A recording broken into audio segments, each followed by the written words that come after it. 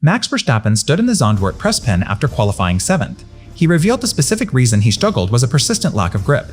This oversteer-leaning balance left his RB22 4/10 off pole position at home. He posted a 1:11.618 while watching Lando Norris snatch pole with a 1:11.163. Rain clouds gathered above the circuit as the session reached its climax. The deficit on the timing screens was stark for everyone to see. The deeper question hanging over the Red Bull garage remains unresolved tonight. Can this balance issue actually be fixed overnight before the race starts, or does it signal something far more troubling for Sunday's Grand Prix? Norris admitted afterwards that he was a little surprised honestly by the result. He told Formula 1, "It was a decent lap despite the pressure. Every 100th can make a big difference in the end," he explained. That tiny margin was exactly what Verstappen could not find today. He sat trapped behind both Ferraris staring at a P7 grid slot. George Russell secured second place with a blistering 1:11.265 for Mercedes. Russell said the lap felt really good and it all came together nicely. Kimi Antonelli took third for Mercedes with a 1:11.296 to continue his title charge. He leads the championship with 219 points entering this Dutch weekend. Oscar Piastri rounded out the top four with a 1:11.3/5 lap time. McLaren and Mercedes locked out the front two rows completely. Lewis Hamilton qualified 5th for Ferrari with a 1:11.494 effort. Charles Leclerc was 6th with a 1:11.58 ahead of the Red Bulls. Verstappen explicitly stated they needed to figure out the cause of this deficit. They must improve the car's balance to get more grip tomorrow. Gearshift quality issues have been a regular problem with the car this year. Racing News 365 framed it as Verstappen handing Red Bull an urgent instruction. This was widely treated as his worst Dutch qualifying performance yet. He acknowledged taking a step forward compared to earlier free practice sessions. Finishing ahead of one top-team car offered only faint praise today. Rain threatened throughout Q3 and forced use it or lose it final laps. Weather did not create the fundamental mechanical disconnect plaguing the RB22. No grip found, balance gone, setup lost. These realities collide with pressure from his potential final Dutch Grand Prix stint. Tomorrow's strategy depends entirely on solving a season-long problem. The raw data from the timing towers paints an even bleaker picture when you break down the sector deltas. That 4/10 gap to Norris wasn't just one mistake in a single corner, but a cumulative bleed of lap time through every traction zone on the circuit. Zandvoort's unique banked layout demands mechanical grip that the RB22 simply could not generate during that crucial Q3 window. Verstappen's 1:11.618 left him staring at a deficit that no amount of driver talent could overcome on Saturday afternoon. He has driven this track more than anyone else on the current grid, yet still couldn't extract the necessary performance. The oversteer-leaning balance meant the rear tires were sliding before reaching optimal temperature windows. This forced him to compromise his entry speed into the high-banked corners just to keep the car pointed straight. Every correction cost precious milliseconds that added up to that devastating P7 result. So where does that leave us right now regarding the root cause? Verstappen's diagnosis points directly toward a setup mismatch rather than any sudden component failure or reliability concern. No grid penalty was reported for either Red Bull car this weekend, which confirms the issue is purely dynamic. The team knew they had a problem long before the checkered flag waved in qualifying. They spent Friday practice chasing a phantom balance that never truly materialized on track. Adjustments made between sessions failed to cure the underlying instability plaguing the rear axle. This isn't about tire warm-up or fuel loads masking true pace anymore. It is about fundamental aerodynamic and mechanical harmony that has gone missing from their package. Engineers are now scrambling through telemetry looking for answers that evaded them during all three practice sessions. Liam Lawson qualified 8th with a 1:11.733, which validates the platform-wide nature of this struggle. Both Red Bull drivers experienced identical handling characteristics despite different driving styles. This eliminates driver error as the primary variable in the equation. When teammates share the same complaint across multiple runs, it isolates the car itself as the culprit. The RB22 is fighting against its own design philosophy on this specific type of circuit. Low-speed traction zones expose weaknesses that high-speed tracks might otherwise hide from view. Zandvoort acts as a magnifying glass for mechanical deficiencies that other venues allow teams to mask. Red Bull cannot rely on straight-line speed to compensate here because the damage happens before the throttle is even fully applied. Pressure mounts. Time shrinks. Options narrow. The team must now decide whether to pursue aggressive setup changes overnight or accept a compromised baseline for race day. Gambling on a major direction shift carries enormous risk if the new configuration doesn't work immediately.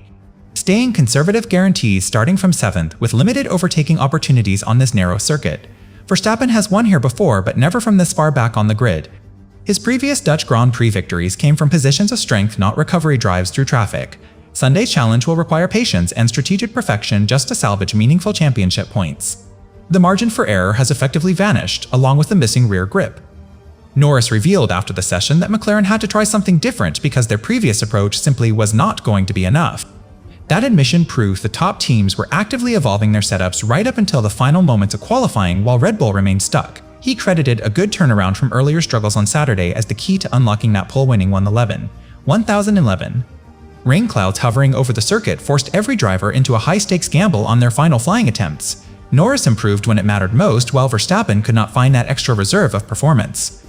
The weather acted as an accelerant for teams with superior baseline pace, but punished those already fighting handling issues. A use-it-or-lose-it mentality dominated the closing minutes of Q3 as drops threatened to end the session prematurely.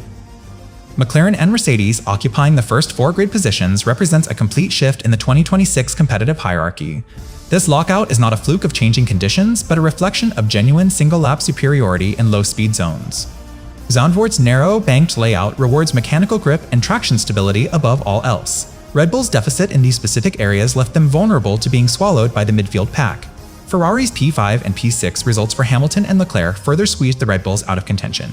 Lawson's 733 placed him directly behind his teammate with no buffer to the cars ahead. Both Ferraris demonstrated stronger traction exit characteristics through the critical banked sections where Red Bull faltered. Being trapped behind two Maranello cars on a circuit notorious for limited passing opportunities compounds the strategic headache. Have you considered what this grid order means for Sunday's opening laps? Starting 7th and 8th forces both Red Bull drivers into immediate defensive positions rather than attacking ones. Overtaking at Zandvoort requires significant tire life and straight-line speed advantages that may not exist against similarly spec machinery. Hamilton's experience and Leclerc's defensive prowess make them formidable barriers to progress through the field. Any time lost battling in the opening stint cannot easily be recovered later in the race. Strategy calls become reactive rather than proactive when you begin outside the top 6. Pit stop windows must now account for traffic management instead of pure pace optimization. The setup deficit that manifested in qualifying transforms into a race day survival challenge.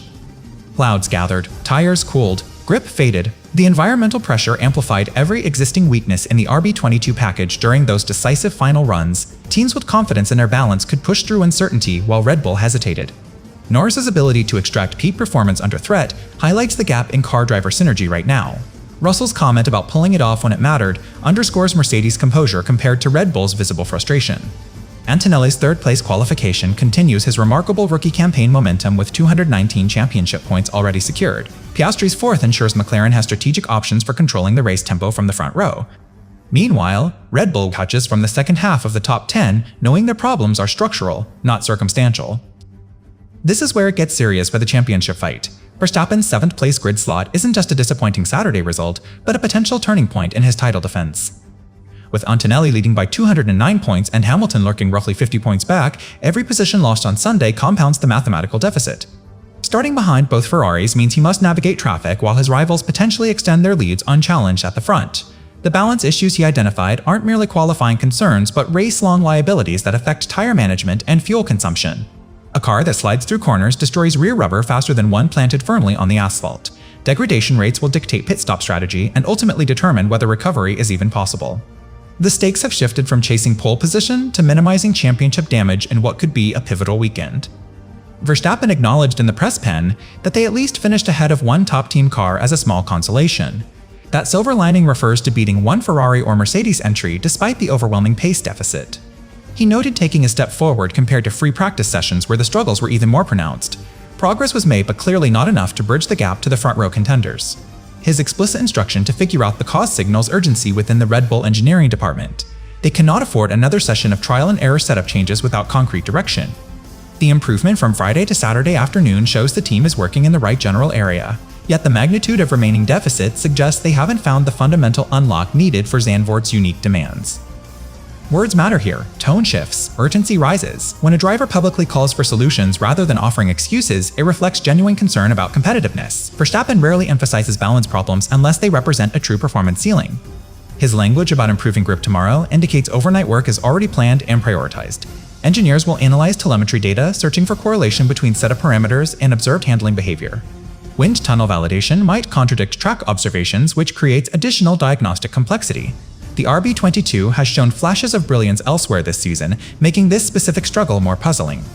Something about Zandvoort's combination of banking, elevation change, and low-speed technical sections exposes a vulnerability hidden at other venues. Identifying that trigger becomes the immediate mission before race day arrives. The admission of being still a bit behind the cars above confirms realistic expectations heading into Sunday. There is no false optimism masking the competitive reality facing Red Bull right now. Beating Lawson internally provides no comfort when external benchmarks remain so far out of reach. Championship mathematics don't care about relative teammate performance or incremental practice improvements. Points are awarded based on absolute finishing positions regardless of underlying progress narratives. Verstappen understands this better than anyone, having lived through multiple title fights across different regulation eras. His focus on figuring out causes rather than lamenting results demonstrates championship-caliber mentality under pressure, but mentality alone cannot generate mechanical grip or alter aerodynamic efficiency overnight. The garage faces a long night of analysis with uncertain prospects for meaningful transformation before lights out.